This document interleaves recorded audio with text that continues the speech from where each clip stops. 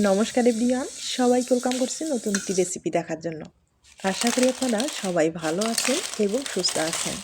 আজকে তরমুজের খোসা দিয়ে দুর্দান্ত স্বাদের একটা চিপসের রেসিপি নিয়ে আসলাম, অথবা পাঁপড়ও বলতে পারেন।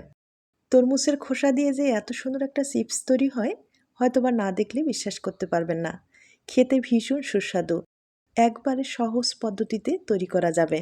এখানে কিছুটা পরিমাণে তরমুজের খোসা নিলাম, আর তরমুজের যে লাল অংশটা আছে সেটা কিন্তু লাগবে না, সবুজ যে অংশটা আছে সেটা ব্যবহার করব। প্রথমে যেটা করতে হবে, লাল অংশটা কেটে বাদ দিয়ে দিতে হবে, আর সবুজ যে অংশটা সেটাও কিন্তু কেটে বাদ দিয়ে দিতে হবে, মানে খোসা যেটা সেটা কেটে বাদ দিয়ে দিতে হবে, আর মাঝখানের যে সবুজ অংশটা সেটা আমি ব্যবহার করব। প্রথমে তরমুজের খোসাটাকে ভালোভাবে কেটে নিতে হবে। আমি আমার প্রয়োজন মতো তরমুজের খোসাটা ব্যবহার করব, আপনারা চাইলে বেশি কম করে ব্যবহার করতে পারেন। আর এখন যেটা করতে হবে, খোসাটা কেটে নেওয়ার পরে ভালোভাবে জল দিয়ে ধুয়ে নিতে হবে। এই তরমুজের খোসা দিয়ে কিন্তু অনেক কিছু তৈরি করা যায়, তবে চিপস আপনারা তৈরি করতে পারেন। চিপসটা খেতে কিন্তু ভীষণ সুস্বাদু, বাচ্চা থেকে বড় সবার পছন্দ হবে। তাছাড়া একবার তৈরি করে রেখে পুরো বছর কিন্তু সংরক্ষণ করে খাওয়া যাবে। তরমুজের খোসাটা আমি ছোট ছোট করে কেটে নিলাম, আর কেটে নেওয়ার পরে এখন কিন্তু ব্লেন্ডারে আমি খুব ভালোভাবে একটা পেস্ট তৈরি করে নেব।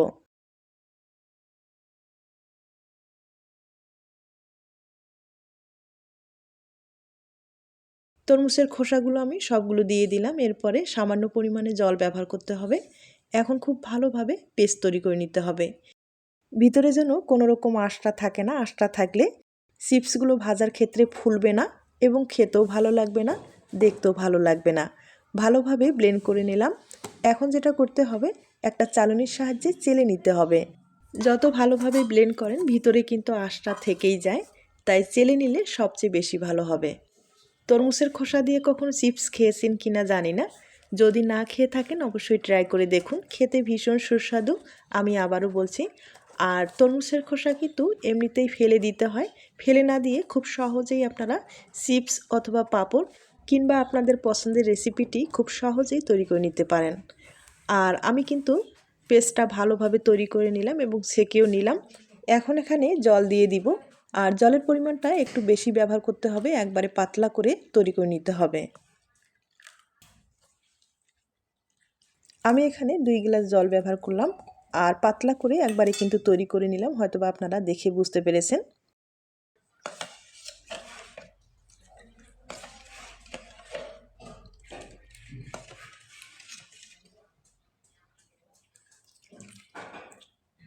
তরমুজের রসটা এখন কিন্তু এক সাইডে রেখে দিব। আর এখন যেটা করতে হবে, এদিকে সামান্য একটু সুজি ব্যবহার করতে হবে।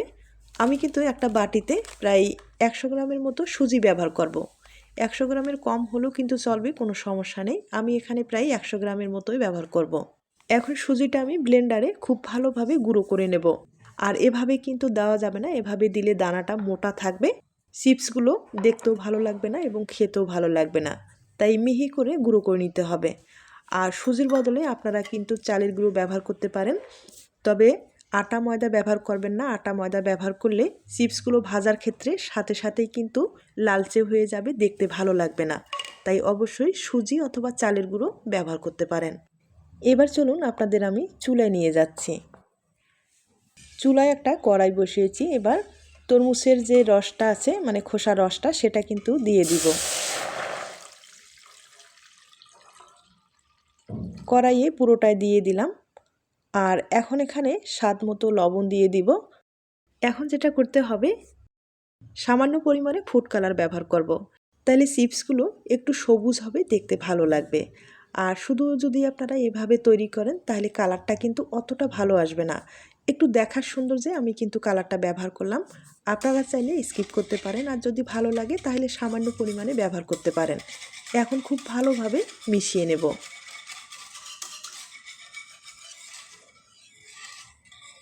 এখন তরমুজের রসটা খুব ভালোভাবে জ্বালিয়ে নিতে হবে, মানে বলক নিয়ে আসতে হবে। ভালোভাবে বলক এসেছে, আমি খুব ভালোভাবে নেড়েচেড়ে নিব। আর এখন যেটা করতে হবে, এখানে কিন্তু হাফ চামচ বেকিং পাউডার ব্যবহার করব। বেকিং পাউডারটা ব্যবহার করলে চিপসগুলো কিন্তু খুব সুন্দর ফুলবে। আপনারা চাইলে পাঁপড় খাটটা ব্যবহার করতে পারেন, কিংবা বেকিং পাউডারটাই ব্যবহার করতে পারেন। দেখতেই পারছেন বেকিং পাউডারটা দেওয়ার পরে কিন্তু পুরোটাই ফেনা হয়ে গেছে। আর অবশ্যই একটু ব্যবহার করতে হবে। এখন যেটা করতে হবে, এখানে কিন্তু যে সুজিটা আমি গুঁড়ো করে নিলাম সামান্য পরিমাণে করে দেব, আর এভাবে নেড়েচেড়ে নিব। নাহলে সুজিটা দেওয়ার সাথেই দলা পেকে যাবে। তাই অবশ্যই একটু করে দিতে হবে আর ভালোভাবে নেড়েচেড়ে নিতে হবে।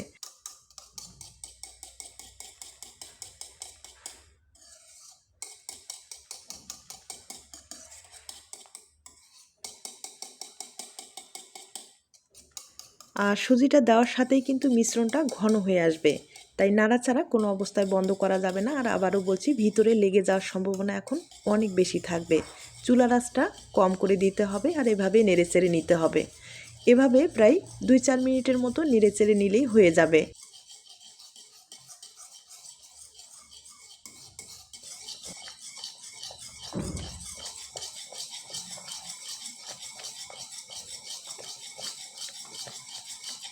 এভাবে আমি প্রায় 4-5 মিনিটের মতো লো আছে ভালোভাবে জ্বালিয়ে নিলাম।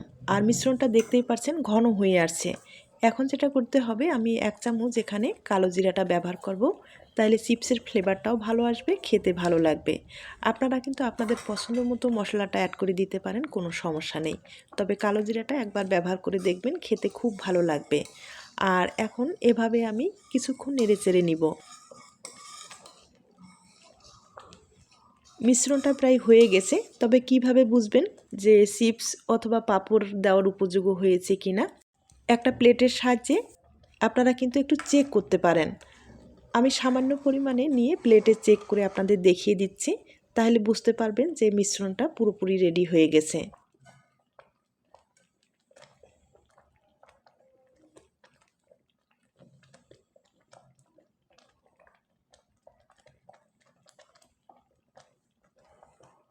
দেখতেই পারছেন কতটা সহজভাবে প্লেটে এভাবে চেক করা যায়। আর এভাবেই কিন্তু পাঁপড় অথবা চিপস তৈরি করে নিতে হবে। আশা করি আপনারা বুঝতে পেরেছেন। এবার এই মিশ্রণটা ঢেকে রাখতে হবে। মানে গরম অবস্থায় চিপসগুলো তৈরি করে নিতে হবে, ঠান্ডা হয়ে গেলে জমে যাবে। এখন চিপসগুলো তৈরি করার জন্য অবশ্যই প্লাস্টিক ব্যবহার করতে হবে। আর প্লাস্টিকে তেল লাগাতে হবে। তেল না লাগালে এগুলো কিন্তু তুলতে পারবেন না। তাই অবশ্যই সামান্য পরিমাণে হলেও তেল লাগাতে হবে। আর চিপসের যে শেপটা, মানে গোল শেপটা নিয়ে আসার জন্য এখানে আমি ছুরি ব্যবহার করব। তাহলে প্রত্যেকটা চিপস কিন্তু গোল হবে, দেখতে ভালো লাগবে। অনেক সময় না চামচের সাহায্যে দিলে আঁকাবাঁকা হওয়ার একটা চান্স বেশি থেকে যায়। আর ছুরি যদি ব্যবহার করা যায়, প্রত্যেকটা চিপস কিন্তু গোল হবে, দেখতে খুব ভালো লাগবে। আপনারা চাইলে ট্রাই করতে পারেন। আর এখন আমি এভাবে মিশ্রণটা দিয়ে দিব। তবে অনেকগুলো দেওয়ার দরকার নেই, মোটা হয়ে যাবে। সামান্য পরিমাণে এভাবে ব্যবহার করলে চিপসগুলো পাতলা পাতলা হবে, তেলে দেওয়ার সাথে ফুলে উঠবে। তবে এই চিপসগুলো তৈরি করার জন্য অবশ্যই রৌদ্রের দরকার হবে। রোদ ছাড়া এই চিপসগুলো শুকাতে যাবে না। তাই কড়া রোদ যদি 2 দিন থাকে, খুব সহজেই চিপসগুলো শুকিয়ে যাবে।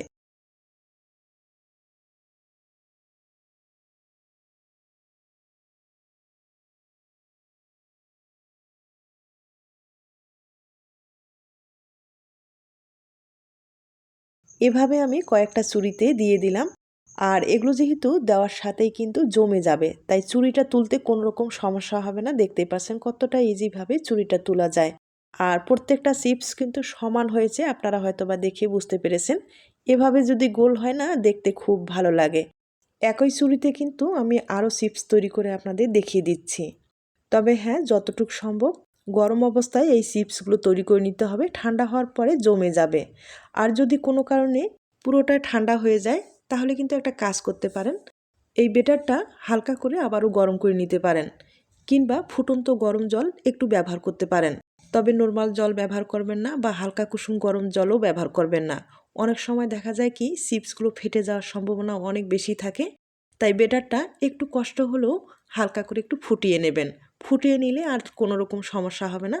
তাহলে ইজিভাবে আপনারা কিন্তু এই চিপসগুলো তৈরি করে নিতে পারেন। যখন এই চিপসগুলো তৈরি করবেন, অবশ্যই আমি আবারও বলবো, রোদ থাকতে হবে। রোদ ছাড়া এই চিপসগুলো শুকাতে যাবে না।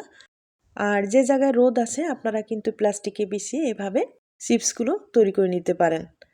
আর চুড়িগুলো আমি আবারও বলছি, এগুলো তুলতে কিন্তু কোনো রকম সমস্যা হবে না। চুরির মধ্যে এভাবে দিলে প্রত্যেকটা চিপস কিন্তু দেখতে ভীষণ সুন্দর হবে। আপনারা চাইলে ট্রাই করতে পারেন।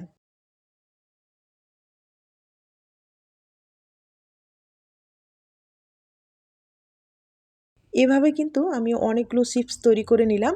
একবার আপনাদের দেখিয়ে দিচ্ছি। আর এগুলো কিন্তু রোদ্রে দিয়েছি, দেখতেই পারছেন। এগুলো কিছুটা পরিমাণে শুকিয়েও গেছে, আপনারা হয়তোবা লক্ষ্য করেছেন। তবে সম্পূর্ণ শুকার পরে দেখিয়ে দিচ্ছি। শুকাতে আমার প্রায় 2 দিনের মতো সময় লেগেছে। আর শুকানোর পরে দেখতেই পারছেন চিপসগুলো কতটা সুন্দর হয়েছে। এভাবে চিপসগুলো যদি তৈরি করেন না, পুরো বছর সংরক্ষণ করে খাওয়া যাবে, কোনো রকম নষ্ট হবে না। আর যখন খেতে ইচ্ছে করবে তখন শুধু তেলে ভেজে আপনারা খেতে পারেন। আর আমি আবারও বলছি, তরমুজের খোসার এই চিপসগুলো আপনারা যদি না খেয়ে থাকেন অবশ্যই ট্রাই করে দেখুন, খেতে ভীষণ সুস্বাদু। যাকে খাওয়াবেন সেও আপনার প্রশংসা করবে। তাছাড়া বাচ্চা থেকে বড় সবার পছন্দ হবে।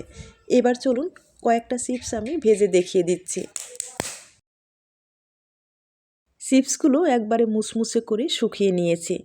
আর এখন আপনাদের কয়েকটা চিপস ভেজে দেখিয়ে দিচ্ছি।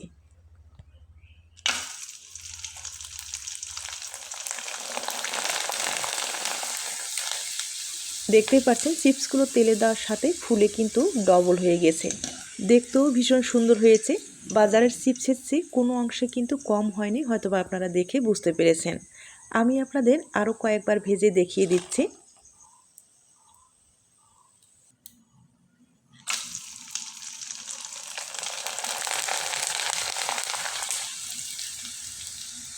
তবে এই চিপসগুলো আমি আবারও বলছি, হালকা আঁচে কিন্তু ভেজে নিতে হবে। একটু চুলার আঁচটা বাড়ালে এই চিপসগুলো কিন্তু লালচে হয়ে যাবে, দেখতে অতটা ভালো লাগবে না। আর দেখতেই পাচ্ছেন চুলার আঁচটা কিন্তু একটু বাড়ানো ছিল, তাই একটু লালচে হয়ে গেছে। তাই চিপসগুলো দেওয়া মাত্রই তুলে নিতে হবে, তাহলে কালারটাও ঠিক থাকবে, তাহলে চিপসগুলো খেতেও ভালো লাগবে।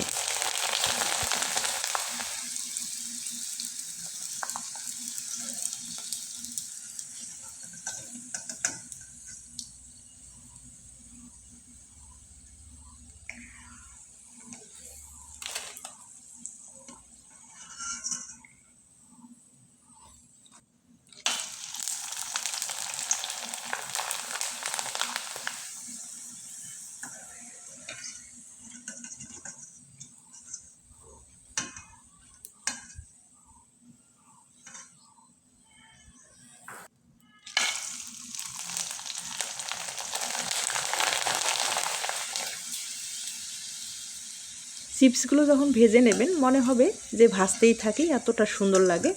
কোনো কারণে আপনার মন খারাপ থাকলে চিপসগুলো যখন ভেজে নেবেন মন কিন্তু এমনিতেই ঠিক হয়ে যাবে। তাই বলছি, এই তরমুজের খোসা দিয়ে যে এত সুন্দর চিপস তৈরি করা যায় হয়তোবা আপনারা দেখে বুঝতে পেরেছেন। যদি রেসিপিটি ভালো লেগে থাকে অবশ্যই বাড়িতে ট্রাই করে দেখুন, ছোট থেকে বড় সবার পছন্দ হবে।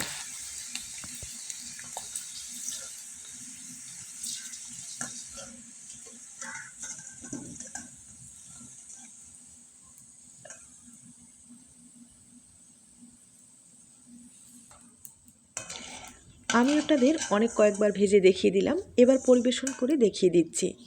তবে সহজ সরল এই রেসিপিটি আপনাদের কাছে যদি ভালো লেগে থাকে বা আপনার কোনো উপকারে আসতে পারে তাহলে কিন্তু একটা লাইক দিতে পারেন।